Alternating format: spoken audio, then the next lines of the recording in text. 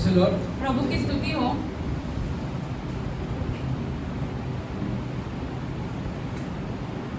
So now the thing is, we have been listening to the word of God. We have been listening to the gospel. इतने समय से हम खुदा का वचन सुन रहे हैं, सुसमाचार सुन रहे हैं निरंतर। The thing is, we have heard the gospel. हमने सुसमाचार तो सुना है। And we keep coming in the church. We have come together and we keep coming here. और हम कलीसिया आते रहते हैं, एक साथ आते हैं।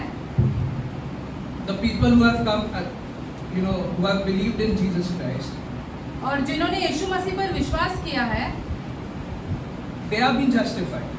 वो ऐसे सिद्ध ठहराए गए हैं। Their sins are forgiven उनके पाप क्षमा हुए हैं। because of what Jesus did on the cross. क्योंकि यीशु ने उनके लिए जो क्रूस पर किया है, उसके कारण। And they have got the righteousness of Christ because of what Jesus lived his 33 years of life. और उसके वजह से उन्हें यीशु मसीह की धार्मिकता मिली है, क्योंकि यीशु मसीह ने जो 33 वर्ष इस पृथ्वी पर बिताए हैं, उसके कारण। But the question is still that how does God wants a Christian to live? लेकिन अभी सवाल ये उठता है कि खुदा क्या चाहता है कि एक मसीह अपना जीवन कैसा जिए? How does God want us to live our Christian life? खुदा क्या चाहता है कि हम सब अपना मसीह जीवन कैसा जी रहे हैं? And before we see how does God want us to live our Christian life, we are going to see what is this Christian life, and first we have to understand that we are called to live in a certain way. ये देखने से पहले हम ये देखेंगे कि मसीह जीवन क्या होता है और हमारा बुलावा क्या है कि हम कैसा जीवन जिए। You know what is this Christian life? अभी ये मसीह जीवन क्या है, क्या आप जानते हो? Firstly, you need to know this. पहले ये जानना बहुत ही जरूरी है। It is unnatural. ये साधारण नहीं है। It is abnormal. ये साधारण नहीं है। To live a Christian life is not normal. एक मसीह जीवन जीना साधारण चीज नहीं है। It is not natural. ये असाधारण बात है। It is not natural and not normal to an unregenerate person. जिसका दोबारा जन्म नहीं हुआ या जो बदला नहीं है, उसके लिए सारी चीजें असाधारण है।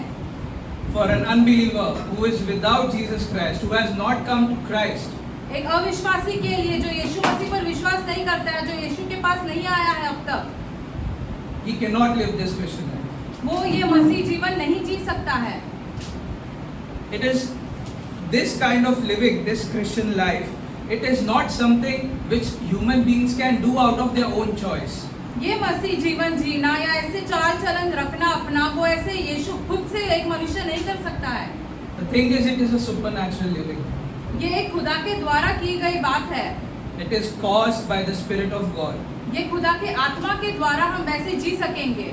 Until you have come to know Jesus Christ, जब तक आप आकर यीशु मसीह को नहीं जानते हो, until you have been justified, जब तक आप सिद्ध नहीं ठहराए गए हो, until the Spirit of God is planted within you, जब तक खुदा की आत्मा आपके भीतर नहीं है, unless you are born again in Jesus' words, जब तक आपका दोबारा जन्म नहीं हुआ है, जैसे यीशु ने कहा है, it is impossible to live this way. ये मसीह जीवन जीना तो असंभव है। So I cannot sit with an unbeliever and tell him the principles of Christian life. मैं एक अविश्वासी के साथ बैठ के ये नहीं बता सकते हैं कि एक मसीह जीवन में कैसे जीना चाहिए।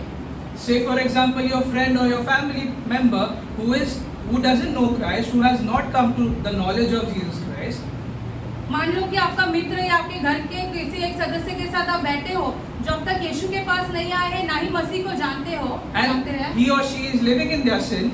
वो अपने पाप में जीवन जी रहे हैं। And you sit and argue with them, they're saying that no, you don't have to live this way, you have to live this way, you have to live this way. आप उनसे ऐसे बहस कर रहे हो कि नहीं, ऐसे नहीं जीना है, वैसे जीना है, ये जो तुम कर रहे हो सही नहीं हो, ऐसे करना है। The problem is they cannot do it. दुर्भाग्य की बात यह है कि वो कर ही नहीं सकेंगे अपने आप से। It is impossible for them to live in that way. असंभव है कि वो वैसा जीवन जिए, एक मसीह जीवन। They are in their flesh. वो अब तक अपने देह में जी रहे हैं। They have not received the Spirit of God. उन्होंने खुदा की आत्मा अब तक नहीं पाई है। So they cannot live. इसलिए वो ऐसा जीवन, मसीह जीवन नहीं जी सकेंगे। The problem is what they need is not your principles and your ways which you are telling them about Christian life. समस्या ये है कि जो नियम आप उसको बता रहे हो, वो उसको उसकी जरूरत नहीं है। They need the gospel. उन्हें सुसमाचार की जरूरत है पहले। They need to know who they are. वो वो पहले उन्हें ये जानना जरूरी है कि वे कौन हैं। You need to point them to their sin and to Christ. आपने पहले उसे अपने पाप के पास और फिर यीशु के पास लेके जाना जरूरी है, Because unless they are born again, they cannot live this way. क्योंकि जब तक उसका दोबारा जन्म नहीं हो गया तब तक वो नहीं जी पाएगा ऐसे। And then if you keep telling them, what they'll say is that you are into religion, or they might say you are a Pharisee or something else. अगर तुम उसे निरंतर बताते रहोगे तो ऐसे कहेगा वो व्यक्ति कि अरे तुम तो धर्म में हो या तुम एक फरीसी जैसे बन रहे हो। So if you want to live a Christian life, before that there has to be a spirit of God inside you. अगर आपको मसीह जीवन जीना है तो खुदा की आत्मा आपके भीतर होना बहुत ही जरूरी है। So if you are still arguing with your unbeliever friends or arguing with unbeliever family members, you don't argue with them based on the principles which Jesus have taught you. You preach them the gospel. यदि अब तक आप अपने अविश्वासी दोस्तों के साथ या अविश्वासी रिश्तेदारों के साथ बहस कर रहे हैं वचन को लेकर, तो उन्हें पहले ये समझाना जरूरी है कि सुसमाचार क्या है। So this is a supernatural living. It is not natural. ये असाधारण चीज है, ऐसे साधारण व्यक्ति नहीं कर पाएगा इस चीजों को। Now we will see in the word that we Christians are called to live in a certain way. अभी हम वचन में देखेंगे कि एक मसीह ने अपना जीवन कैसे जीना है, वह लिखा है। Let's go to 2 Corinthians. दूसरे कोरिन्थियों में जाते हैं।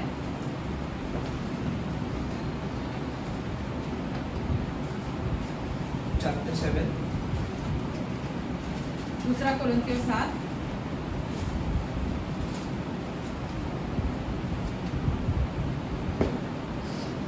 Let's read verse 1. एक पढ़ते हैं। अतः ए प्रियो, जबकि ये प्रतिज्ञाएं हमें मिली है, तो आओ हम अपने आप को शरीर और आत्मा के सभी मलिनता से शुद्ध करें और परमेश्वर का भय रखते हुए पवित्रता को सिद्ध करें। Since we have these promises, beloved, let us cleanse ourselves from every defilement of body and spirit, bringing holiness to completion in the fear of God. So it says that because of what God has promised us, the promises of God, above that you will see there are promises of God, and you know what the promises of God, that He said that I will be God unto you, you will be my people. अभी यहाँ पर जो प्रतिज्ञाओं के बारे में लिखा गया है, ऊपर अगर आप पढ़ेंगे तो वहाँ पर प्रतिज्ञा है कि मैं तुम्हारा खुदा रहूंगा और तुम मेरे जन रहोगे, प्रजा रहोगे। He will be father unto us, we will be His sons and daughters. वो हमारा पिता रहेगा, हम उसके पुत्र और पुत्रियां रहेंगे। He promised to dwell with us. खुदा हमारे साथ निरंतर हमारे साथ रहेगा, ये खुदा ने वचन किया है। He has forgiven our sins. हमारे पापों की क्षमा दी है खुदा ने हमें। He has promised to deliver us from this flesh. हमें अपने देह से छुटकारा देने की बात भी कही है, खुदा ने यहाँ पे प्रतिज्ञा की है। That is our glorification. ये हमारा महिमावत शरीर रहेगा, To remove us from this sinful flesh. ताकि हम इस पाप से भरे हुए शरीर से निकल पाए। All these promises of God and many more. ये सारी प्रतिज्ञाएं जो लिखी है और बहुत सारी प्रतिज्ञाएं, Because of what God has given to us, क्योंकि खुदा ने हमें ये सारी प्रतिज्ञा दी है, this is what we have to do in response. उसके उत्तर में हमें ये करना है जो अभी हमने पढ़ा वो। It says, clean ourselves from all filthiness of the flesh. अपने शरीर की सारी मलिनता से शुद्ध करना। Filthiness of the flesh. शरीर की जो मलिनता है उससे शुद्ध हो जाना। So there is filthiness in your flesh. इसका यह अर्थ होता है कि हमारे शरीर में ऐसे मलिन चीजें हैं, And because of what God has done, now we are called to clean those filthiness of the flesh. अभी खुदा ने क्या किया है हमारे लिए, इसकी वजह से खुदा हमसे कह रहा है कि हमारे शरीर की सारी मलिनता हमने शुद्ध कर दी है। And you know what comes out of the flesh. We must have read Galatians chapter 5. और गलीतियों की किताब में उसमें 5 में हमने ये पढ़ा है कि शरीर से क्या बुरी बातें निकलती है। Now this is one place where it says that you are called to live a life which you clean the filthiness of the flesh. अभी यहाँ पे हमने पढ़ा कि एक ऐसा जीवन जीना है जहाँ पे हमारे शरीर की मलिनता से हमें शुद्ध होना जरूरी है। Now let's go to Ephesians एफिसियों की किताब में जाते हैं। chapter 2. एफिसियों को Chapter 2 verse 10. 2:10, क्योंकि हम उसके बनाए गए हैं और मसीह यीशु ने उन भले कामों के लिए सूरजे गए जिन्हें परमेश्वर ने पहले से ही हमारे करने के लिए ठहराए गए हैं। For we are his workmanship, created in Christ Jesus for good works, which God prepared beforehand that we should walk in them. We have read Ephesians chapter 2, and there are many who just take one verse of Ephesians chapter 2, that is verse 8. And we keep on saying that we have been saved by grace through faith. अभी हमने अफिसियों 2 के किताब 2 वचन बहुत बार पढ़ा है। वहाँ पे ऐसे लोग सिर्फ अफिसियों 2 का 8 ही पढ़ते रहते हैं, जहाँ पे हमें अनुग्रह के द्वारा सिद्ध किया गया है। The whole thing is that Ephesians chapter 2 says that we were dead in sins and trespasses. और यहाँ पे पहले ये तो जिक्र किया गया है कि हम अपने पापों के कारण ही मरे हुए थे। We walked in our flesh, in sinful flesh we walked.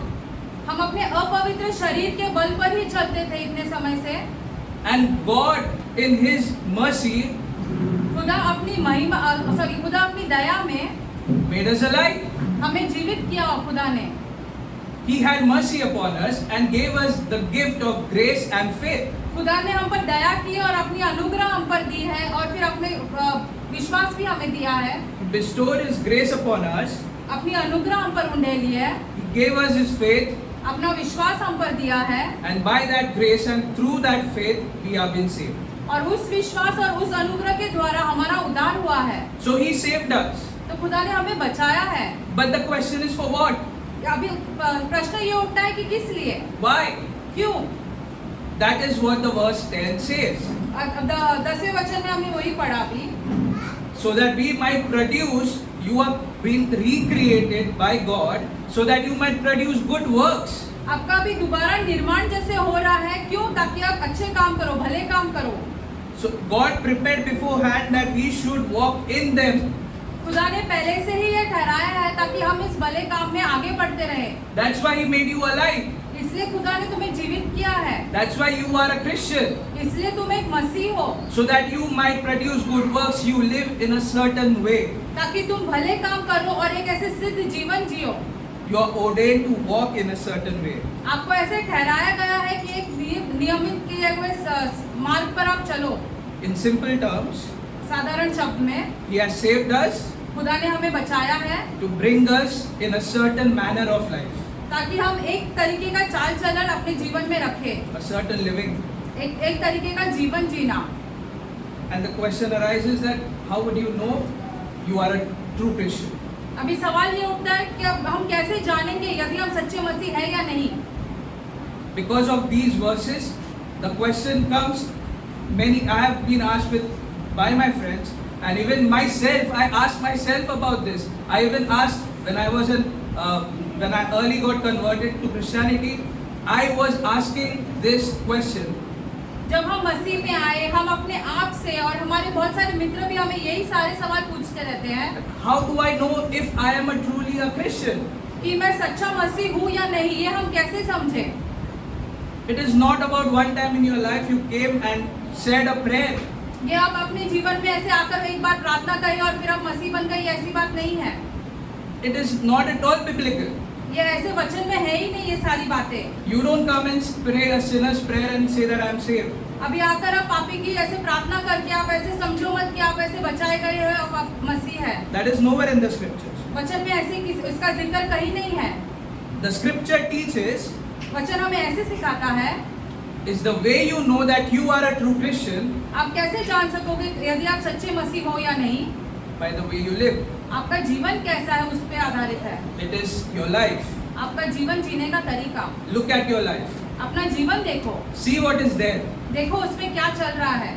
See your desires. आप किस चीज की इच्छा करते हो वो देखो। The desires of your heart. आपके हृदय की इच्छाएं क्या है वो देखो। Are your desires towards holiness? क्या आपकी इच्छाएं जो है वो पवित्रता की ओर जाती है? Are your desires towards the ways of Christ? क्या आपकी इच्छाएं जो है वो यीशु मसीह के मार्गों पर जा रही है? That will tell you whether you are truly a Christian or not. वो बताएगी कि यदि आप सच्चे मसीह हो या नहीं।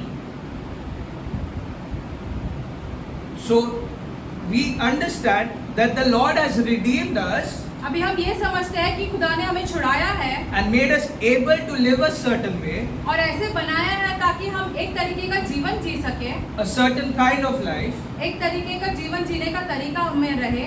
that is called practical Christianity. ये होता है कि हम रोजमर्रा के जीवन में यीशु मसीह को सिद्ध करना, To live out practical Christianity. कि वैसे हम रोजमर्रा के जीवन में अपने मसीह जीवन जी सके।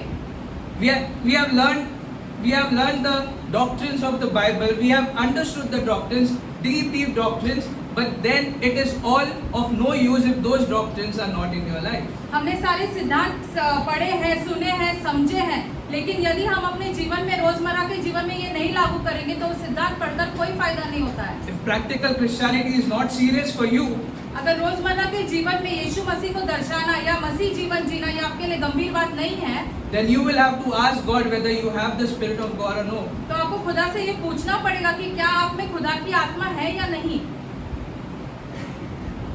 Now let us go to Philippians chapter 1. फिलिपियों की किताब में जाते हैं, फिलिपियो 1।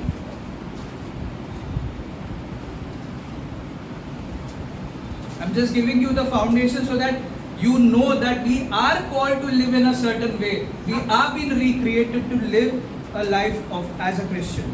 अभी हम आपको ये सारी बातें बता रहे हैं ताकि आप समझें कि हमें ऐसे बुलाया गया है और छुड़ाया है ताकि हम एक प्रकार का जीवन जी सके। Now see what Paul is saying here. देखो पौलुस क्या कह रहा है, फिलिपियो 1 chapter 1 verse 27. 1:27। केवल इतना करो कि तुम्हारा चाल चलन मसीह के सुसमाचार के योग्य हो, कि चाहे मैं आकर तुम्हें देखूं चाहे न भी आओ, तुम्हारे विश्वास में ही सुनूं कि तुम एक ही आत्मा में सिद्ध रहे और चित्त होकर सुसमाचार के विश्वास के लिए परिश्रम करते रहो। Now who have shown us this verse? अभी किसने हमें ये वचन दिखाया है इसके पहले? He says only let your manner of life be worthy of the gospel of Christ. तुम्हारा चाल चलन जो रहे वो मसीह के सुसमाचार के योग्य रहना चाहिए। Let your conduct be fitting to the gospel of Christ. तुम्हारा चाल चलन, तुम अपना रोजमर्रा का जीवन कैसे कर रहे हो वो मसीह के सुसमाचार के योग्य रहना चाहिए। In the context you will read that he is saying that you are being saved, you are rejoicing in Christ, you have that peace. अभी यहाँ पे ऐसे लिखा है, अगर आप पढ़ोगे तो ऐसे लिखा है कि हाँ तुम्हारा उद्धार हुआ है, तुम खुश हो, तुम आनंदित रहते हो, तुम वो शांति पाए हो। To live is Christ. जीना यीशु है। All that he is saying, and then he is saying, but only see to it that the conduct, the manner of your life. ये सब तो बातें हैं, लेकिन पौलुस ऐसे लिख रहा है कि जैसे तुम अपना चाल चलन रख रहे हो, it has to be worthy of the gospel. वो सुसमाचार के योग्य रहना जरूरी है। It has to be fitting to the gospel of Christ. ये तुम्हारा चाल चलन जो है वो सुसमाचार के योग्य रहना बहुत जरूरी है। Now what does that mean? अभी इसका क्या अर्थ होता है? It simply means साधारण तरीके से कहेंगे तो ऐसा अर्थ होता है that if you claim that you have been redeemed, यदि तुम ऐसे कहते हो या अंगीकार करते हो कि हाँ तुम्हें छुड़ाया गया है, if you claim that you have been saved by the gospel of Jesus Christ, यदि तुम ऐसे कहते हो कि यीशु मसीह के सुसमाचार के द्वारा तुम्हारा उद्धार हुआ है, because many claim, right? क्योंकि बहुत सारे तो ऐसे कहते रहते हैं, Many say that we believe in Jesus. बहुत सारे लोग कहते हैं कि हम यीशु मसीह पर विश्वास करते हैं। Many claim that I have been redeemed, I have been saved. बहुत सारे कहते हैं कि हमें छुड़ाया गया है, हमारा उद्धार हुआ है। So here it is saying that if you claim that you have been redeemed and you have been saved by the gospel, यहाँ पे ऐसे लिखा है यदि तुम ऐसे कहते हो कि तुम्हें छुड़ाया गया है और तुम्हारा उद्धार हुआ है, then your manner of life should show it. तो तुम्हारा चाल चलन उसे दिखाना चाहिए। Then your conduct must show it. तुम्हारे चाल चलन से वो ये सारी बातें दिखनी चाहिए। That's what he's saying here. यही पौलुस लिख रहा है यहाँ पर। If you are truly saved, then your conduct should show it whether I am there or whether I am not. वो यही पौलुस लिख रहा है, यदि तुम ऐसे छुड़ाए गए हो और तुम्हारा उद्धार है तो तुम्हारा चाल चलन ने वो दिखाना चाहिए, यदि मैं हूँ या ना हूँ तुम्हारे साथ। Saying whether I am there or whether I am not there. यदि मैं हूँ या ना हूँ तुम्हारे साथ। Because many people live correct in front of others. क्योंकि बहुत सारे लोग जो है वो सिद्ध जीवन या सही जीवन ऐसे लोगों के सामने जीते हैं। Say for example, if a godly man is there in your house or he comes to meet you, you are going to live correct before him. एक खुदा का व्यक्ति यदि आपके घर में आता है या आपके ऐसे घर में रहता है तो आप उसके सामने हमने एक सिद्ध जीवन जरूर जियोगे। So that's why Paul is also saying that you lived correctly when I was there, but now you show your. I should see that you are still living correct when I'm not there. पौलुस यहाँ पे इसीलिए कहता है कि जब मैं था तुम्हारे साथ तो तुम एक सिद्ध जीवन जी रहे थे, लेकिन जब मैं नहीं हूँ तो वैसे ही चाल चलन रखना चाहिए तुमने। Because many live correct in front of others. क्योंकि बहुत सारे लोग जो है वो सिद्ध जीवन दूसरों के सामने जीते हैं। So the salvation that God has brought inside us, जो उद्धार खुदा ने हमारे भीतर लाया है, it should come outside of us. वो हमारे बाहर भी दिखना जरूरी है। It should be seen outside. हमारे बाहर भी दिखना बहुत ही जरूरी है। Lastly, Jesus said, अंत में यीशु ने कहा, "You shall know them by their fruit. तुम उनके फल के द्वारा उन्हें पहचानोगे। You shall know them by their fruit." उनके फल के द्वारा तुम उन्हें पहचानोगे। So now we understood that we are called to live in a certain way. A Christian is recreated so that you might live in a certain manner of life. अभी आप ये जान गए हो कि एक मसीह जो है उसका दोबारा जन्म हुआ है, उसे वापस दोबारा बनाया गया है ताकि वो एक तरीके का चाल चलन जी सके। So now what does it look like? तभी वो चाल चलन जो है वो कैसे दिखता है, What does it look on the outside? बाहरी रूप से वो कैसे दिखेगा वो चाल चलन हमारा। What does practical Christianity look like? रोजमर्रा के जीवन में यदि हमें मसीह करके हमें दिखाना है तो वो कैसे दिखेगा। How does God wants us to live our Christian life? खुदा क्या चाहता है कि हम अपना मसीह जीवन कैसे जिए। Now, if you are listening to all this and you are thinking in your mind that, okay, now I understand that, okay, God has saved me, He has died for me on the cross, so now He has created me to live in a certain way. तो अभी ये सब सुन के आप ऐसे सोचोगे कि हाँ खुदा ने हमारा उद्धार किया है, मेरे लिए क्रूस पर मरा और फिर अभी हमने एक तरीके का जीवन जीना है। So now, if you are thinking that, okay, now I want to know what is that way. अभी आप अगर यदि जानना चाहते हो कि वो रास्ता क्या है या वो मार्ग क्या है जैसे हमें जीना है, Because I want to live on that way. क्योंकि हमें उस तरीके से जीवन जीना है For Christ. यीशु मसीह के लिए। So let's turn our Bible to Romans, Romeo की किताब में जाते हैं, chapter 12. रोमियो की किताब 12। We will look to a few of the things today. How much we can do in the limited time. आज हम सिर्फ कुछ चीजों पर ऐसे ध्यान देंगे, And next time we will look more. अगली बार और बढ़ेंगे इसके साथ आगे। So before we see to look Romans chapter 12, Romeo 12 में जाने से पहले, I mean, you know, who really study the word and who read the word, I want to tell you about Romans, the context of Romans. अभी जो वचन पढ़ते हैं, जो वचन सीखते हैं, हम आपको पहले रोमियो की किताब के बारे में बताना चाहते हैं। So see, Romans in the first 11 chapters, पहले के 11 जो अध्याय है, Paul is basing the foundation of Christianity. पौलुस जो है एक मसीह जीवन मसीहत का ऐसे निर्माण रख रहा है। He's basically telling how you are saved. वो पहले ये बताता है कि हम कैसे बचाए गए हैं, And he's telling why you need to be saved. और ये भी बताते हैं कि हम बचाए जाना जरूरी क्यों है। Chapter 1, 2 and 3, he tells you why you need to be saved. 1, 2 और 3 में वो हमें ऐसे कहता है कि हमारा बचाए जाना जरूरी क्यों है। And then he speaks about grace and he speaks about faith alone, justified in faith alone. अनुग्रह के बारे में बात करता है, विश्वास के बारे में बात करता है और सिद्ध हम कैसे किए गए हैं विश्वास के द्वारा, वो भी बताते हैं। Then he also speaks about how the Spirit of God is inside of you and how you now sin is not reigning over you. कि अभी खुदा का आत्मा हमारे भीतर कैसे है और अब पाप का हम पर कोई अधिकार नहीं है। So he's building that foundation, अभी ये पौलुस जो है ये नींव रख रहा है, and the heart of this book और इस पूरे किताब का जो हृदय है starts here, यहाँ से शुरुआत होता है। chapter 12 to 15 chapter. 12 से लेके 15 तक He's telling now how you need to be living after this foundation is built. अभी ये सारे नींव रखने के बाद ये पौलुस हमें बताता है कि हमें अपने रोजमर्रा का जीवन कैसे जीना है। Now let's go to verse 9. 9 से पढ़ते हैं। प्रेम निष्कपट हो, बुराई से घृणा करो, भलाई में लगे रहो। Let love be genuine, abhor what is evil, hold fast to what is good. And there is a whole list, and I don't think I'm going to finish this today, but I'm going to focus on this, the start of this. अभी यहाँ पे पूरा ऐसे विस्तार से लिखा गया है, लेकिन हम पूरा नहीं कर पाएंगे आज, सिर्फ अब इसकी शुरुआत करेंगे आज। And this is reality. You have to live this way और ये ऐसे जीवन जीना बहुत ही जरूरी है हमारे लिए। if you claim to be a Christian. यदि आप ऐसे कहते हो कि आप मसीह हो, So what it says, the first thing, पहली चीज क्या कहती है यहाँ पर? see where it starts. देखो उसकी शुरुआत कहाँ से होती है? Let love be genuine. प्रेम निष्कपट हो। In other translation it says, let love be without hypocrisy. दूसरे ऐसे ट्रांसलेशन में देखोगे तो ऐसे लिखा गया है कि प्यार का ढोंग ना हो। Genuine love. निष्कपट प्रेम। We know the greatest thing in Christian life is what? मसीह जीवन में सबसे बड़ी बात क्या होती है? Love. Prem. Paul says in Corinthians chapter 13, he says what? Now abides faith, hope and love. And the greatest of that is love.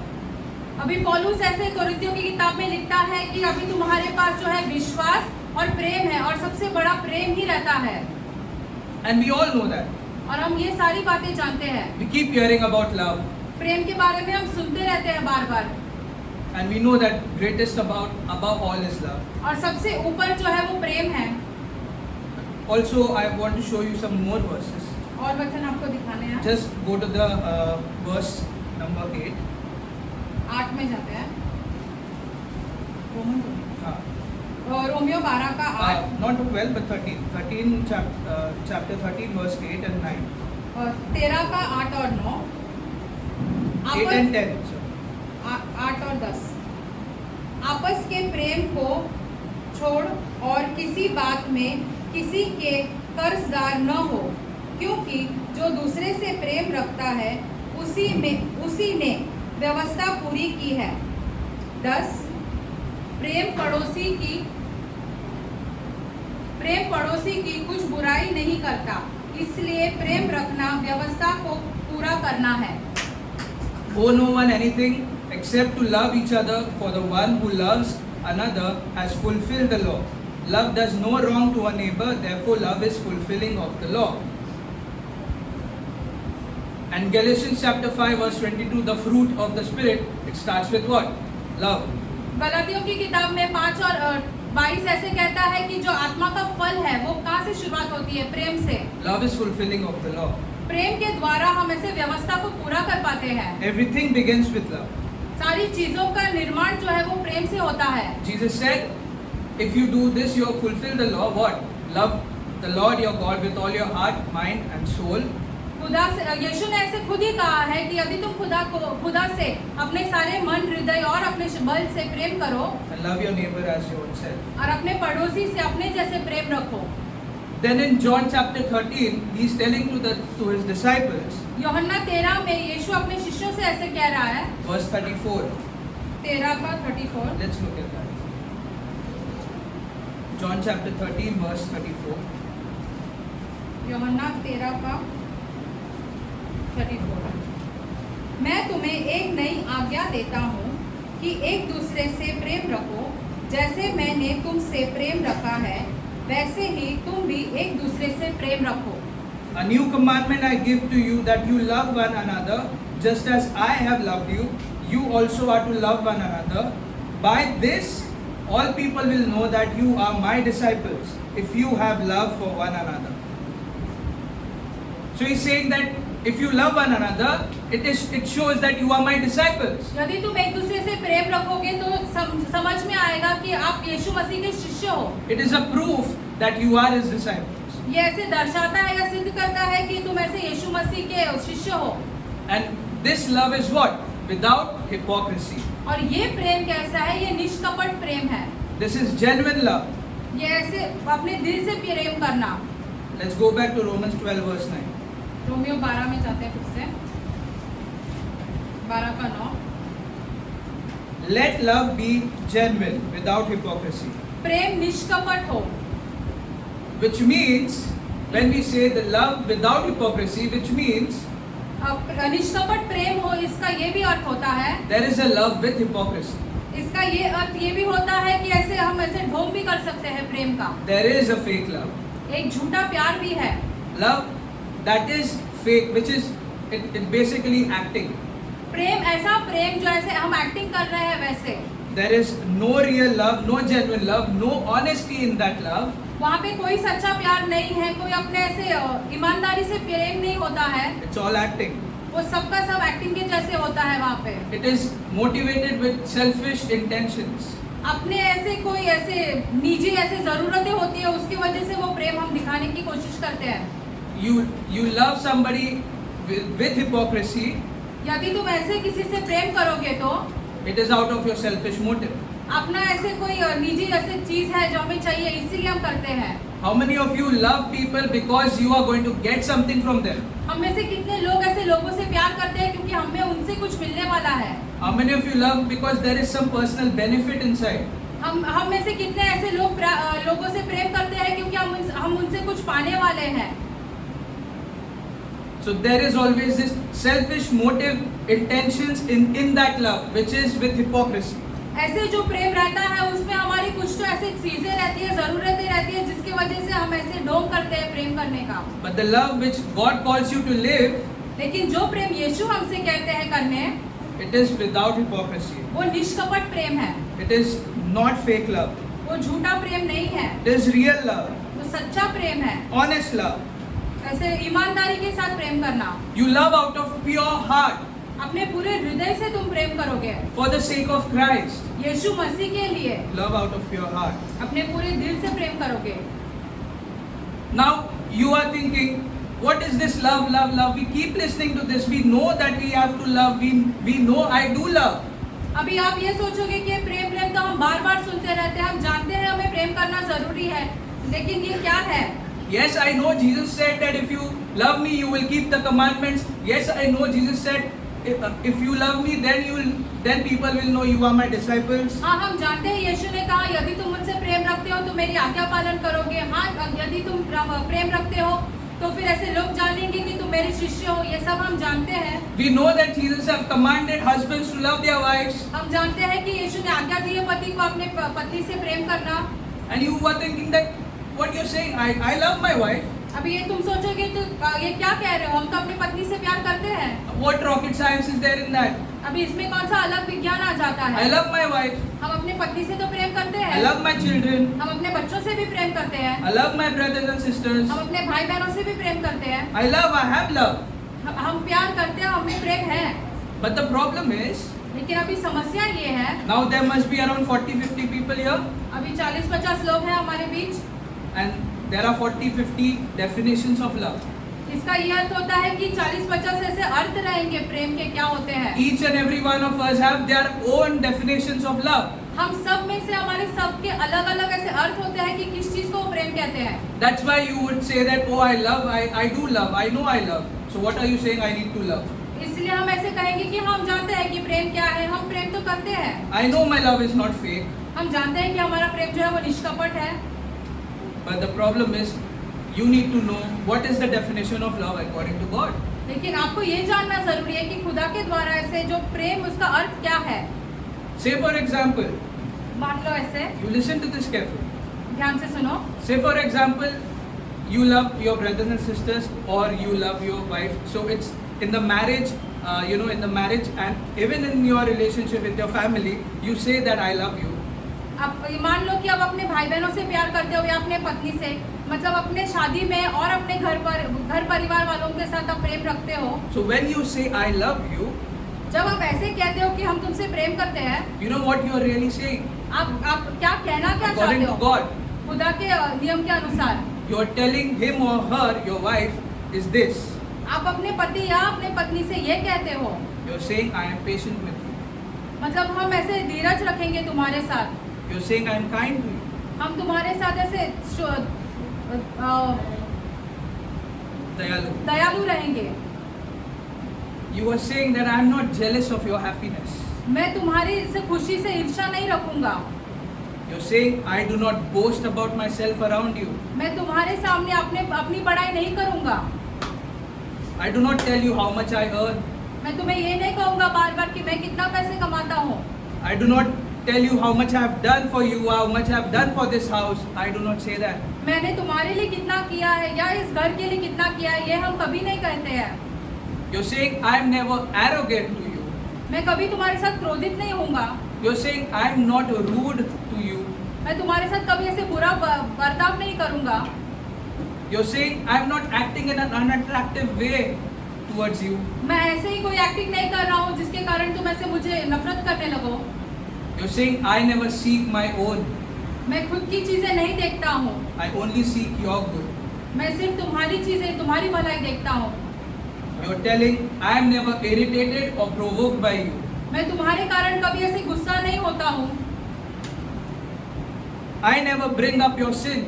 तुम्हारी गलतियाँ या तुम्हारा पाप मैं कभी उसे ऊपर नहीं उठाता हूँ। I never take an account of any wrong you have done तुमने जो सारी गलतियाँ की है वो सब हम ऐसे बैठ के लिखने लेते हैं, or any wrong you have done to me. या मेरे साथ जो सारी गलतियाँ की है वो कभी ऐसे नहीं बैठते हैं I लिखने। never keep an account of that. उन सारी चीजों को हम कभी लेके नहीं बैठते हैं। The moment you do it, I forgive you जैसे ही तुम उस चीज को कर देते हो हम उसे क्षमा कर देते हैं and I do not remember it anymore. और फिर हम कभी उसे वापस याद नहीं करते हैं। I never rejoice in unrighteousness, मैं अधार्मिक चीजों में कभी ऐसे खुश नहीं होता हूँ, but only in truth. But सिर्फ और सिर्फ सच्चाई में। You're saying I bear all your shortcomings. तुम्हारी सारी कमियों को मैं ऐसे सहन कर लेता हूँ। I believe all things that you say. जो कुछ भी तुम हमसे कहते हो उन सब चीजों पर हम विश्वास करते हैं। When you say that, hey husband, hey wife, I'm changing.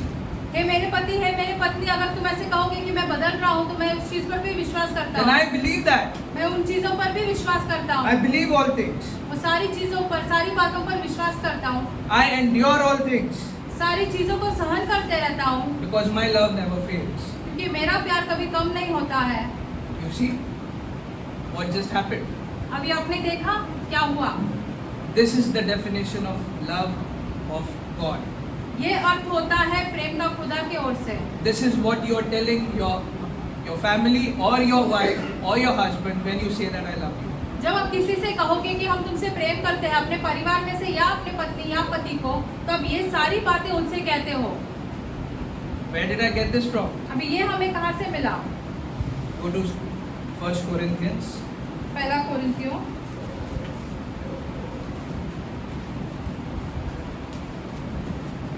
chapter 3 verse 4 through 8. 3 का 13. और 13 का 13 verse 4 through 8. 13 का 4 से लेके 8 तक। प्रेम धीरजवंत है और कृपालु है। प्रेम डाह नहीं करता, प्रेम अपनी बड़ाई नहीं करता और फूलता नहीं। वह अनरीति नहीं चलता और वह अपनी भलाई नहीं चाहता। झुंझलाता नहीं, बुरा नहीं मानता। कुकर्म में आनंदित नहीं होता, परंतु सत्य में आनंदित होता है। वह सब बातें सह लेता है, सब बातों की प्रतीति करता है, सब बातों की आशा रखता है, सब बातों में धीरज करता है। प्रेम कभी टहलता नहीं। भविष्यवाणियाँ हो तो समाप्त हो जाएगी, भाषाएं हो तो जाती रहेंगी, ज्ञान हो तो मिट जाएगा। So that's what it says. Love is patient, love is kind, love does not envy or boast, it is not arrogant or rude, it does not insist on its own way, it is not irritable or resentful, it does not rejoice at wrongdoing, but rejoices with the truth. Love bears all things, believes all things, hopes all things, endures all things. Love never ends. And that is what you tell somebody when you say I love you.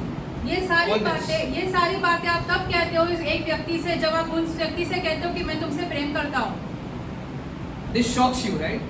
अभी आप आश्चर्यचकित हो गए ना ये सारी चीजें पढ़कर? Because every time now when you say that, yes, I love my wife, I love my children, I love my family, what you're actually saying is all these things. अभी आप ऐसे आश्चर्यचकित होंगे ना कि ये सब आप अपने पत्नी से या अपने बच्चों से किसी से भी कहोगे कि मैं तुमसे प्रेम रखता हूँ, तो आप ये सारी बातें उनसे कह रहे हो। So this is love without hypocrisy. अभी ये प्रेम जो है ये निष्कपट प्रेम है। This is pure love. ये ऐसे सिद्ध प्रेम है। Now another example, you say there is a brother or your sister who has fallen into sin. अभी एक और उदाहरण देते हैं। मान लो आपका भाई या आपकी बहन ऐसे पाप में गिरे हैं। So now the brother comes and confesses to you that listen brother or listen sister, I have sinned, I have fallen. मान लो कि आपका भाई आपकी बहन आपके पास आकर ये अंगीकार करते हैं कि उन्होंने पाप किया है, And then what do you tell him or her? आप फिर उनसे क्या कहते हो? So what fake love or love with hypocrisy will say is this. अभी झूठा प्यार जो है वो क्या कहेगा? He'll say, don't worry, I am with you. बुरा मत मानो, मैं तुम्हारे साथ हूँ, I चिंता मत stand करो, with you. मैं तुम्हारे साथ खड़ा रहूंगा, It is okay, not a problem. ये सब ठीक है, कोई समस्या नहीं है, You sinned, it's okay. तुमने पाप किया ठीक है, No issues. कोई समस्या नहीं है। But love without hypocrisy will say this. जो निष्कपट प्रेम है वो ये कहेगा, He will say that, my brother, my dear sister, I understand you have fallen. मेरे प्रिय भाई और बहन, मैं जानता हूँ कि तुम गिरे हो पाप में, And I want to tell you that yes, it is a sin against God. और हम आपसे ये कहना चाहते हैं कि हाँ, ये खुदा के सामने एक पाप है, And yes, you must repent. और हाँ, तुमने पश्चाताप करना जरूरी है, You must repent of your sin. अपने पापों का पश्चाताप करना जरूरी है। I am not with you in this. इस पाप में मैं तुम्हारा सहभागी नहीं हूँ, I am with you, but I am not a part of your sin. मैं तुम्हारे साथ हूँ लेकिन तुम्हारे पाप में तुम्हारा सहभागी नहीं रहूंगा। I am telling you the truth. हम आपसे सच कह रहे हैं, You tell your brother or your sister the truth. आप अपने भाई और अपने बहन से ये सच कहो। With love you tell them. Why with love you have to tell them? प्रेम के साथ कहना है। क्यों प्रेम के साथ कहना जरूरी है? Because you are capable of falling in the same way. क्योंकि आप उसी तरीके से पाप में गिर सकते हो। You don't take pride and say that, oh, how you can fall like this, how you can commit this sin, and all that you keep bombarding on that person, but then you don't understand even you can fall. अभी आप ऐसे घमंड मत करो और ये कहो कि अरे तुमने ये पाप कैसे किया, ये कैसे कर दिया, तुमने ये गलती कैसे की। आप ये नहीं जानते हो कि आप भी वही पाप में गिर सकते हो। But you tell the person that yes, it is sin, and if you continue in this, God is not with you. आप उस व्यक्ति से या अपने भाई बहन से ये कहना जरूरी है कि हाँ, ये पाप है लेकिन इसके साथ आप आगे नहीं बढ़ सकते हो। You must repent. अपना पश्चाताप करना जरूरी है। And listen to this. True love is not just going to tell the truth. सच्चा प्यार जो है सिर्फ सच्चाई बताना नहीं है। Not only telling your brother or sister about their sin, सिर्फ अपने भाई या अपने बहन को उनके पाप के बारे में बताना नहीं है, but helping them to come out of that. लेकिन उनकी मदद करना ताकि वो उस पाप से बाहर निकले। You help your brother to come out of that sin. आप अपने भाई की मदद करोगे ताकि वो उस पाप से बाहर निकले। They need something and you meet their need. उनको किस चीज की जरूरत है और उस जरूरत को आप पूरा करोगे। That is what love is without hypocrisy. और ये है प्रेम जो निष्कपट होता है। Love with hypocrisy will bombard him. ऐसे अगर हमारा फेक झूठा प्यार रहेगा तो हम उस पर ऐसे चिल्लाते रहेंगे। And you will just leave him. आप ऐसे उसे छोड़ दोगे उसके हाल पर। That is hypocrisy because you think that you cannot fall. ये झूठा है क्योंकि आप ऐसे सोचते हो कि आप खुद उस पाप में कभी नहीं गिरोगे। So the word says, let love be genuine. प्रेम निष्कपट रहना चाहिए, ऐसे वचन में लिखा है। Now let's see what is next. अगली बात क्या है? Come back to verse 9, Romans 12. Romeo 12 का 9 में आते हैं फिर से। It says, abhor what is evil, hold fast to what is good. बुराई से घृणा करो, भलाई में लगे रहो। Hate, abhor, it is a strong word. This hate word is very strong over here. It says abhor. घृणा करना लिखा है यहाँ पर। Abhor what is evil. घृणा करो, बुराई से घृणा करो। ये बहुत ही कठिन शब्द इस्तेमाल किया है यहाँ पर। If you love God and if you love your neighbor, you will hate evil. यदि तुम खुदा से प्रेम रखते हो और अपने पड़ोसी से प्रेम रखते हो तो तुम बुराई से घृणा करोगे। Because evil stains that fellowship. क्योंकि अगर ऐसे बुराई रहेगी तो वो आप आगे नहीं बढ़ पाओगे। You cannot love at the same time tolerate sin. तुम प्रेम करना और ऐसे पाप को झेलना, ये दोनों चीजें साथ में नहीं कर पाओगे। Because sin destroys relationship. क्योंकि पाप जो है वो रिश्तों को खत्म कर देता है। Example, those who love family उदाहरण के तौर पे जो अपने परिवार वालों से प्रेम रखते हैं will hate homosexuality. वो ऐसे होमोसेक्सुअलिटी के विरुद्ध चले जाएंगे। Because it destroys family. क्योंकि वो ऐसे परिवारों के विरुद्ध जाता है। Those who love their wives and husbands, जो अपने पति और अपने पत्नी से प्रेम रखता है, they will hate adultery. वो ऐसे दूसरों दूसरों के साथ रिश्ते रखना, वो उस चीजों को ऐसे नफरत करेंगे because it destroys your relationship with your wife and husband. क्योंकि अपने पति और अपनी पत्नी के साथ वैसे वो रिश्ते को खराब कर देता है। When you love your neighbor, जब अपने पड़ोसी से आप प्यार करते हो, you'll hate gossiping, you'll hate jealousy, and you'll hate envy. कानाफूसी करना और ईर्ष्या करना, इन सब चीजों से तुम नफरत करोगे। Simply, if you love God, then you must hate evil. साधारण तरीके से कहेंगे तो यदि तुम खुदा से प्रेम रखते हो तो तुम बुराई से दूर भागोगे। Any evil that you find any evil that you find within you, you will hate that first. पहले तो हमारे भीतर जो कुछ भी बुराई रहेगी हम पहले उससे घृणा करेंगे, And then the evil that you find outside. और फिर जो बाहर हम बुराई देखते हैं उससे हम घृणा करेंगे। Psalm 97 verse 10. Bhajan Samhita 97 See what it says.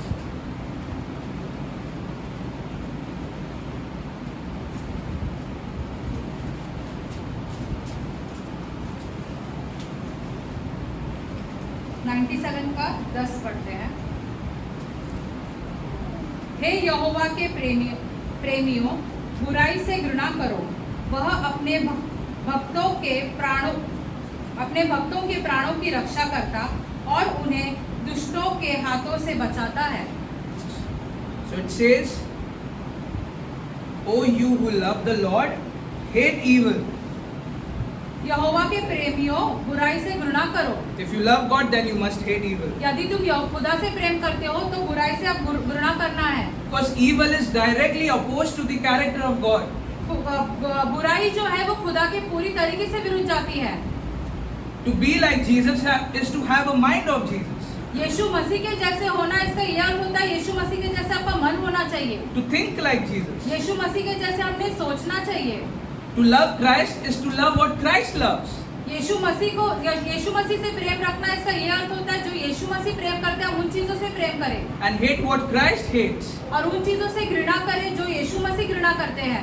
One more thing, if you love babies, एक और चीज, यदि तुम ऐसे बच्चों से प्रेम करते हो you will hate abortion. तो आप अबॉर्शन के विरुद्ध जाएंगे। Hate is that hating with passion. पूरे जुनून के साथ उन चीजों से घृणा करना। The Lord said in Matthew chapter 18, मत्ती 18 में यीशु ने ऐसे कहा है, if the right hand causes you to sin, or if your right eye causes you to sin, what do? यदि तुम्हारा दायां हाथ या दाईं आंख तुम्हें ऐसे पाप में गिराए तो क्या करना है? Just cut it off. काट डालो उसे।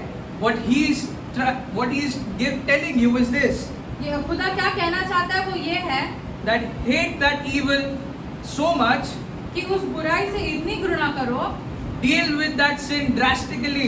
ऐसे उस पाप के साथ सामना करो, You deal with it.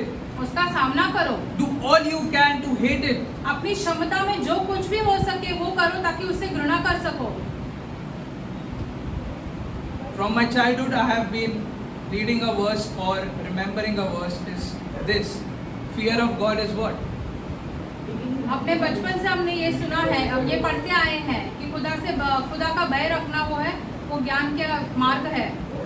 Fear of God is the beginning of wisdom, and fear of God is to hate evil. खुदा का भय रखना ये होता है कि हम बुराई से घृणा करेंगे। Proverbs chapter 8 verse 13. नीति वचन If you can go home and read, you can read. 8:13। So it says, fear of the Lord is to hate evil. खुदा से भय रखने का अर्थ ये होता है कि हम बुराई से नफरत करते हैं। There is one more example in the Bible is, Demas. You have heard about Demas. दिमाग के बारे में हमने सुना है, उसका भी एक उदाहरण है शास्त्र में। He was a fellow worker with Paul, वो पौलुस के साथ काम करता था, along with Mark and Luke. मरकुस और लूका के साथ। But what Paul said, that Demas, he left Paul in the times of need. लेकिन पौलुस ऐसे कहता है कि दिमाग ने पौलुस को छोड़ दिया जब उसे जरूरत पड़ी। The Bible says, why did he leave Paul? Because वचन में ऐसा लिखा है कि उसने पौलुस को क्यों छोड़ा? क्यों? he loved this present world. क्योंकि वो इस दुनिया से प्यार करने लगा। He loved this present system. ये सारे जो चल रहा है दुनिया में वो उससे प्रेम करने लगा। He loved this present age. ये युग के साथ वो प्रेम करने लगा। He left Paul. इसलिए उसने पौलुस को छोड़ दिया। See, Bible in many places says to love and to love and to love. शास्त्र में बहुत सारी जगहों पर ऐसे लिखा है कि प्रेम करो, प्रेम करो। And one place it says not to love. एक जगह पर ऐसा लिखा है जहाँ पे लिखा है कि प्रेम मत करो, and that is not to love the world. ये लिखा है कि दुनिया का प्रेम मत रखो। If you love the world, the love of the Father is not in you. यदि तुम दुनिया से प्रेम रखते हो तो पिता का प्रेम तुम में नहीं है। So we hate evil because we know what sin does. हम बुराई से घृणा करते हैं क्योंकि हम जानते हैं कि पाप क्या कर सकता है। We know what it can do हम जानते हैं कि पाप हमारे साथ क्या कर सकता है, to your soul and to your relationships. हमारे प्राण के साथ और हमारे रिश्तेदारों के साथ। In fact, today's society is not shocked by sin at all.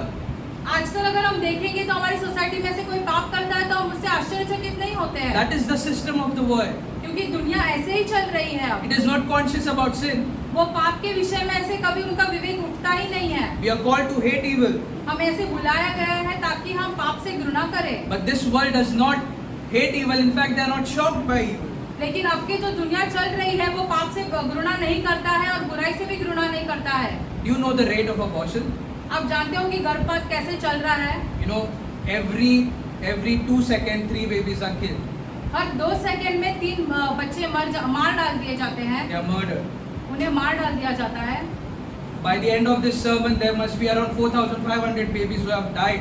जब तक हमारा प्रचार खत्म ना हो जाए तब तक ऐसे 4,000-5,000 बच्चे ऐसे मार दिए जाएंगे। But the world is mostly silent about it. In fact, in many countries, it has been made legal until the baby is born. बहुत सारी जगहों पर तो ऐसे ये लीगल भी कर दिया गया है ये सारी बातों से, और ऐसे दुनिया से आश्चर्यचकित नहीं होती है। You know, one of the man of God who is now with the Lord, एक खुदा का भक्त जो था वो ऐसे अब जो खुदा के साथ है, you must have heard about R.C. Sproul. RC Sproull के बारे में आपने सुना होगा। He said that in the whole lifetime of mine, studying the Word and knowing God, अपने पूरे जीवन में जब वो ऐसे वचन पढ़ रहा था और खुदा को जानने की कोशिश कर रहे थे, he said, one thing I know about God, what God hates, हम एक चीज जानते हैं जिस चीज से खुदा बहुत ही नफरत करते हैं, drastically hates with passion, बहुत ऐसे खुदा उन चीजों से बहुत ही घृणा करता है। वो एक चीज जो है and he says it's abortion. और वो है गर्भपात करना। And he also says that if I have to elect a person or the president, यदि हमने किसी को ऐसे नियुक्त करना है, कोई प्रधानमंत्री को या किसी को, he says my issue is not economical issues. हम ऐसे आर्थिक व्यवस्था के बारे में देखकर ऐसे नहीं करेंगे, नियुक्त नहीं करेंगे I'm उनको। not going to vote for a person who is regarding economics. हम ऐसे व्यक्ति को नियुक्त नहीं करेंगे या वोट नहीं करेंगे जो ऐसे हमारी आर्थिक स्थिति सुधारेगा। I will see whether he supports abortion or no. हम ये पहले देखेंगे क्या वो गर्भपात के साथ जाता है या उसके विरुद्ध है। Because in Romans chapter 13, when you see that the government which God appoints, it is for the sanctity of life.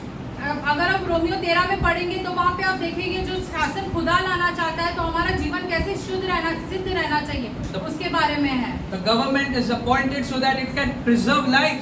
एक ऐसी सरकार खुदा लेके आती है ताकि वो जीवन को बचा सके। Satan is attacking small children. शैतान जो है वो छोटे बच्चों के पीछे जा रहा है। You see now in your houses the little children. आप अपने घर में छोटे बच्चों को देख लो। Satan is directly attacking them. शैतान पहले जाकर उन पे अटैक कर रहा है। Why? Because they are vulnerable. क्यों? क्योंकि वो उन्हें बहलाया जा सकता है। Because they are small and they are vulnerable, they can change any time. वो छोटे हैं और वो बहलाए जा सकते हैं, इसलिए वो बदल सकते हैं कभी भी, Easily. बहुत आसानी से। See the schools. स्कूलों में जाकर देख लो, What are they teaching? क्या सिखा रहे हो उन्हें स्कूलों में? Evolution. ऐसे विकसित रूप हो जाना मनुष्य का। 5-year-old, 13-year-old, 12-year-old kids are saying that I don't feel like I'm a man, I'm a boy. 5 साल के बच्चे, 13 साल के बच्चे ऐसे कहते हैं कि मुझे नहीं लगता कि मैं एक लड़का हूँ या एक पुरुष हूँ। They say that I think I'm a girl. वो लड़का कहता है कि ऐसे मुझे लगता है कि मैं तो एक लड़की हूँ। This is what is happening with the kids. ये हो रहा है आजकल हमारे बच्चों के साथ। And that destroys family. और ये सारी बातें जो है वो हमारे परिवारों को नष्ट कर देती है। And that is why Satan is attacking the children. इसलिए शैतान हमारे बच्चों के पीछे लगा है, Because they easily can be deceived. क्योंकि उन्हें आसानी से बहला सकता है। That is why Bible tells the parents to teach your children every time. इसलिए शास्त्र में ऐसे लिखा है कि माता पिता ने अपने बच्चों को सिखाते रहना चाहिए। It says when you sit, when you go out, when you are inside, when you sit, when you stand, you teach the kid the word of God. जब तुम उठते बैठते हो, अंदर हो बाहर हो, जहाँ कहीं पे भी हो, तो तुम वचन सिखाना चाहिए अपने बच्चों को, because they are in terrible times. क्योंकि वो बहुत ही बुरे समय में चल रहे हैं। That's why we have to hate evil. इसलिए हमने बुराई से घृणा करनी जरूरी है। If you love God and if you love your neighbor, you will hate that which is evil. यदि तुम खुदा से प्रेम रखते हो और अपने पड़ोसी से प्रेम रखते हो, तो तुम बुराई से घृणा करोगे। Now let's move ahead. आगे बढ़ते हैं। Before I come to the next part, let's just take two more verses. और दो वचन लेते Just हैं। let's take one verse and you take one verse. Go and see at home. Amos 5:5. It says the same thing. Hate the evil, love the good. आमोस 5:5 में भी यही लिखा है कि बुराई से घृणा करो और जो अच्छी चीज है उससे प्रेम रखो। So now let's go to 1 Thessalonians 5:22. पहला Thessalonians. See what one more thing it says.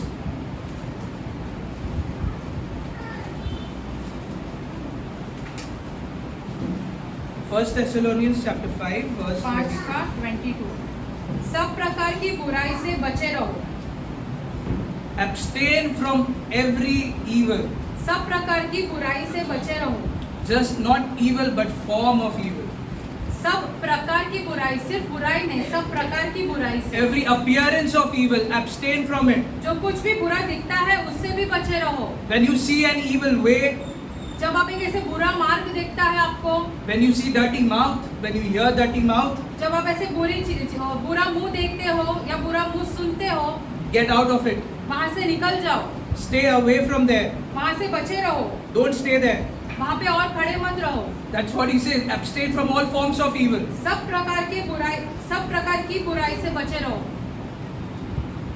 You must be having a friend circle who speaks very bad things. हो सकता है आपके दोस्त ऐसे रहेंगे कि वो बहुत बुरी बातें करते हैं। The moment you listen all those things, you must understand you need to go from there. जब आप ये सारी बुरी बातें सुनते हो तो आपने ये समझना जरूरी है कि आपका वहाँ से निकल जाना जरूरी है, Because you hate evil. क्योंकि आप बुराई से घृणा करते हो। You can't stand there for long. आप वहाँ पर खड़े नहीं रह सकते हो। Finally, what are the things that God hates? किन चीजों से खुदा घृणा करता है? Proverbs verse 6, नीति chapter वचन 6 verse 16. नीति वचन 6 का 16।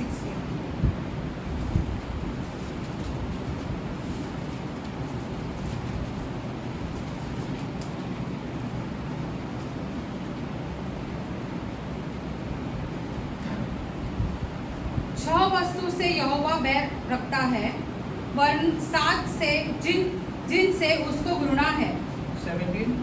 अर्थात घमंड से चढ़ी हुई आंखें, झूठ बोलने वाली जीभ और निर्दोष का लहू बहने वाले हाथ, अनैत कल्पना गढ़ने वाला मन, बुराई करने वाले को वध वेग देने वाला पाँव, झूठ बोलने वाले साक्षी और भाइयों के बीच में झगड़ा उत्पन्न करने वाले मनुष्य। These are the things which God hates. यह खुदा जो है इन सारी चीजों से घृणा करता है। Haughty eyes, a lying tongue, and hands that shed innocent blood, a heart that devises wicked plans, feet that makes haste to run to evil, a false witness who breathes out lies, and one who sows discord among brothers. These are the things which God hates. Now ask yourself, do you hate these things? खुदा इन सारी चीजों से घृणा करता है। अपने आप से ये सवाल पूछो, क्या तुम भी इन सारी चीजों से घृणा करते हो? Now let's go back to Romans chapter 12 verse 9. Romeo 12 में जाते हैं फिर से।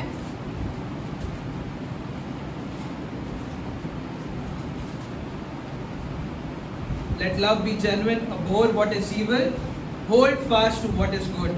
प्रेम निष्कपट हो, बुराई से घृणा करो, भलाई में लगे रहो। Says, stick to that which is good.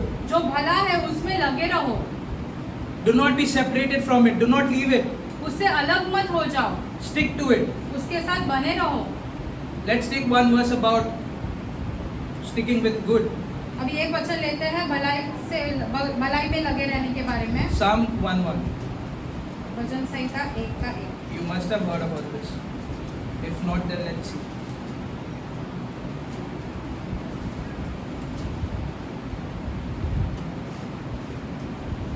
क्या ही धन्य है वह पुरुष जो दुष्टों की युक्ति पर नहीं चलता और न पापियों के मार्ग में खड़ा रहता और न ठट्ठा करने वालों की मंडली में बैठता है।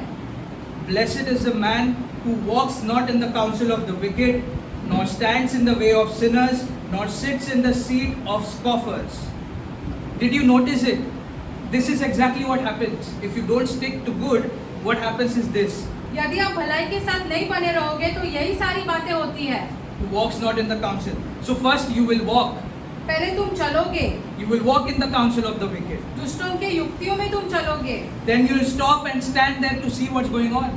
फिर आप खड़े रहोगे और देखोगे कि क्या चल रहा है वहाँ पर, And soon you have taken your seat. और फिर तुम वहाँ पे ऐसे जम जाओगे उन सारी बुराई चीजों में। You walk in that path, you see what is going on, it interests you, and then you stand there, and soon you will see that you are sitting with them and doing the same thing. उस बुरे मार्ग पर तुम चलोगे, तुम देखते हो कि वहाँ पर क्या चल रहा है, दिलचस्पी होती है तुम्हें देखने की, तो तुम देखते हो और बाद में देखते हो कि तुम भी उनके साथ बैठ जाते हो उनकी संगति में। That is what happened with Demas. वही चीजें हुई दिमाग के साथ। He was walking properly with Paul, but then he saw the world. वो पौलुस के साथ तो सही चल रहा था, लेकिन उसने दुनिया देखी। He loved that system of this world, दुनिया में क्या चल रहा है उसको उस चीजों से बहुत प्रेम हुआ, and he left Paul. और इसलिए उसने पौलुस को छोड़ दिया। The Bible does not speak about his return. और शास्त्र में कभी ऐसे लिखा नहीं है कि वो वापस आए पौलुस के पास। So blessed is the man who does not do all of these. धन्य है वो पुरुष जो ये सारी चीजें नहीं करता है। And then ahead it says what? In verse 2. But his delight is in the law of the Lord. परंतु वह यहोवा की व्यवस्था में प्रसन्न रहता, On his law he meditates day and night. और उसकी व्यवस्था पर रात दिन ध्यान करता रहता है। This is what he's sticking with the good. वो इसका ये अर्थ होता है कि वो भलाई के साथ आगे बढ़ रहा है। The law of the Lord, and the law he meditates day and night, which is the word of God. यहोवा की व्यवस्था पर, इसका ये अर्थ होता है कि वचन के साथ। And the greatest example in the Bible who did this is who? सबसे बड़ा उदाहरण इसका शास्त्र में किसका है? Jesus Christ. यीशु मसीह खुद। And that is what we need to follow. और उसके मार्ग पर ही हमें चलना जरूरी है। The last verse, Philippians chapter 4 verse 8. फिलिप्पियों 4 का 8। This is very nice. You read this. Chapter 4 verse 8. This is the meaning of holding fast to what is good. इसका यह अर्थ होता है कि भलाई के साथ बने रहने। इसलिए हे भाइयों, जो बातें सत्य है और जो बातें उदाहरणीय है और जो बातें उचित है और जो बातें पवित्र है और जो बातें सुहावनी है और जो बातें मन भावनी है, अर्थात जो भी सुदगुण और प्रसन्न की बातें हैं, उन पर ध्यान लगाए रखो। Finally, brothers, whatever is true, whatever is honorable, whatever is just, whatever is pure, whatever is lovely, whatever is commendable, if there is any excellence, if there is anything worthy of praise, think about these things. The key is to think on these things. इस पे ये सारी बातों पर ध्यान लगाना है हमें। Now, there was a time when I had the question about how do I think on good things, because my thoughts keep thinking of bad things. अभी हमारे पास भी ऐसा एक समय था जब हम ऐसे सोचते थे कि हम अच्छी चीजों के बारे में कैसे विचार करें, क्योंकि हमारा मन भी ऐसे भटकता था बुराई की ओर। The solution is that the more you think on the word of God, इसका एक ये होता है कि जैसे तुम खुदा के वचन के बारे में सोचोगे, because the problem is when you live the lifestyle of sin, your program was changed completely. आप ऐसे पाप का जीवन जीते आए हो, इसलिए आपका ऐसे पूरा प्रोग्रामिंग ही बदल जाता है, पूरा मन चाल चलन सब चीजें। Your thoughts are of only sin. आपके मन के विचार भी सारे पाप की ओर ही जाते हैं and that needs to be changed. और उसे बदलना जरूरी है। The more you think on these things, जैसे तुम इन चीजों के बारे में मनन करोगे, the more you spend time in the Word, जितना समय तुम वचन में बिताओगे, you will know what is good, आप जान पाओगे कि भला क्या है, and then you will be washed by the Word. और फिर वचन के द्वारा आप ऐसे धोए जाएंगे। That is called renewing your mind. इसका ये अर्थ होता है हमारा मन बदल जाना। That is what is said in verse 1 also. You renew your mind. अपना मन बदलते रहना चाहिए। When you renew the mind through the Word, then you will start sticking to what is good. जब वचन के द्वारा आपका मन बदलता है तो आप उन चीजों के साथ बने रहोगे जो अच्छे है या भले है। Because when you are reading the Word and you are supporting the Word with prayer, जब आप वचन पढ़ते हो और उसके साथ प्रार्थना जोड़ देते हो, it's not just you who are reading the Word, but it is the Holy Spirit who is teaching you also. ये सिर्फ आप नहीं हैं जो वचन पढ़ रहे हो, लेकिन ये पवित्र आत्मा भी है जो आपको वचन सिखा रहे हैं। And you will know what is good, और फिर आप तब जानोगे कि भली चीजें क्या है and you will stick to those. और उन चीजों के साथ आप बने रहोगे। So these are the first three things which Paul said, if you are redeemed, if you are saved, if you are a Christian, then now you have to love genuinely. You have to love without hypocrisy. You have to hate what is evil and you have to love that is good. अभी पौलुस ऐसे कहता है, यदि तुम ऐसे सिद्ध किए गए हो, तुम्हारा उद्धार हुआ है, तुम्हें छुड़ाया गया है, तो तुमने ऐसे निष्कपट प्रेम करना है, जो बुरा है उससे घृणा करना है और भली चीजों के साथ बने रहना है। And this is the life of a Christian. और ये एक मसीह का जीवन रहना चाहिए। This is how practical Christianity starts. हमारे रोजमर्रा के जीवन में हमें ये सारी बातें करनी है। And I pray that if you feel that today, if you are convicted today, then you pray to God and you ask Him and you build a covenant with Him that you are going to live this way. हम अभी आपसे विनती करते हैं, यदि आप चाहते हो कि आप ऐसा जीवन जियो तो आप खुदा के सामने प्रार्थना करो और उनसे वाचा करो कि आप एक ऐसा जीवन जीने की कोशिश करेंगे।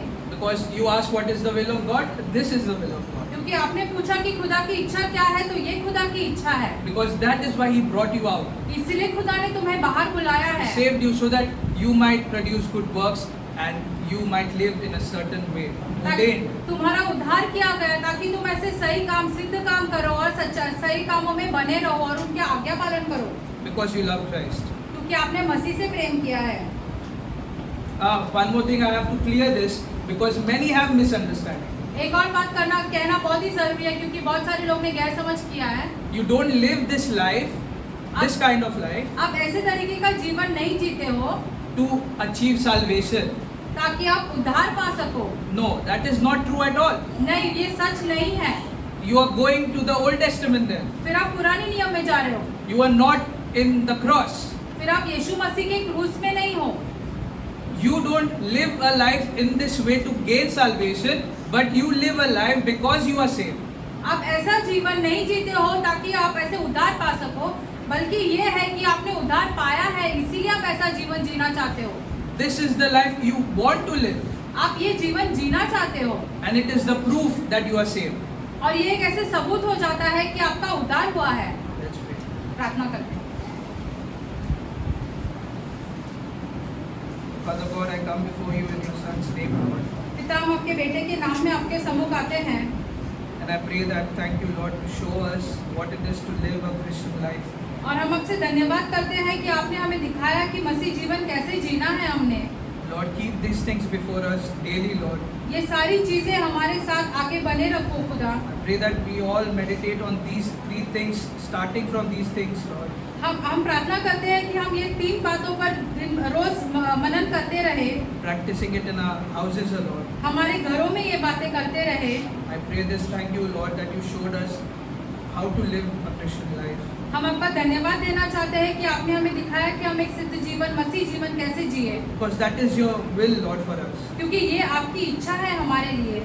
I pray this, that you touch all of us, my Lord. हम प्रार्थना करते हैं कि आप हम सबको स्पर्श करो And we meditate upon these things और हम इन चीजों पर मनन करते रहें and oppose evil. और ऐसे बुराई से घृणा करें। In Jesus' name I pray. यीशु मसीह के नाम में हम मांगते हैं, Amen. आमेन।